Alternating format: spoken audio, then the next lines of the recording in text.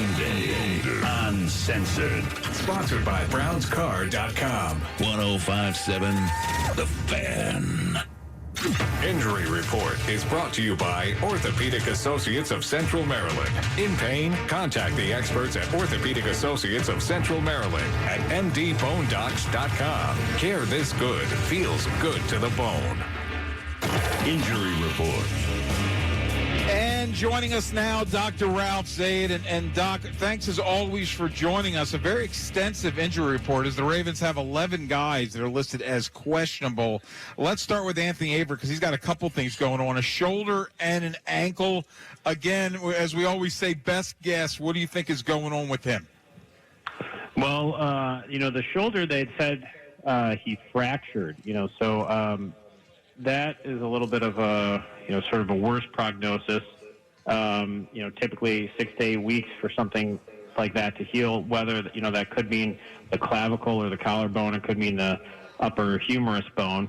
Obviously not something serious enough to warrant surgery, it sounds like. So, but, typically at least 6 to 8 weeks to recover from that, plus potentially rehabbing it.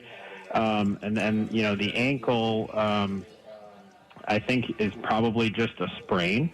So that, is anywhere from 1 to, 3 weeks, as long as it's not like a high ankle sprain, which could even take, 4 or 5. It doesn't sound like that.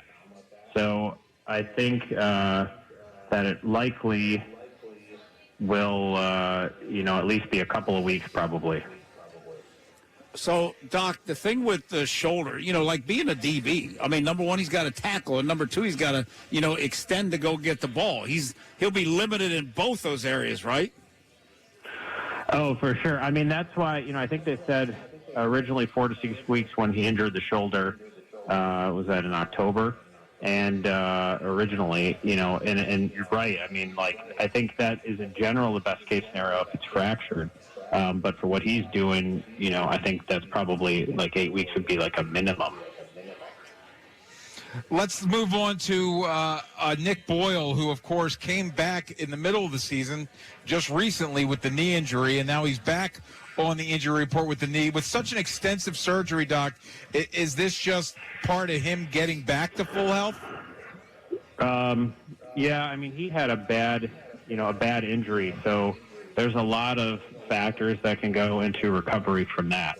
Number one, he had multiple ligaments that were injured.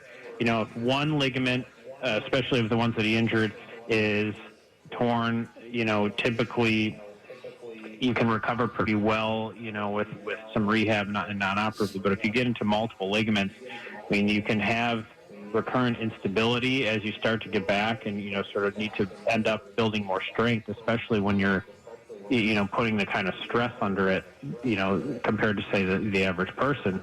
And on top of that, there are things, like meniscus and scar tissue that, again, may not sort of show themselves until you're really, trying to get back into full gameplay. So that's a bad injury.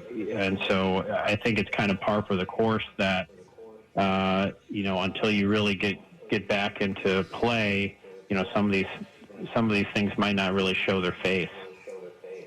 Hey, Doc, wouldn't you think that, Calais Campbell had, the concussion issues, came back, practiced Thursday, had a full practice, then missed Friday. I'm guessing that, concussion protocols, he probably had a headache or something after. If he's not playing today, I would think that was probably what happened. What do you think?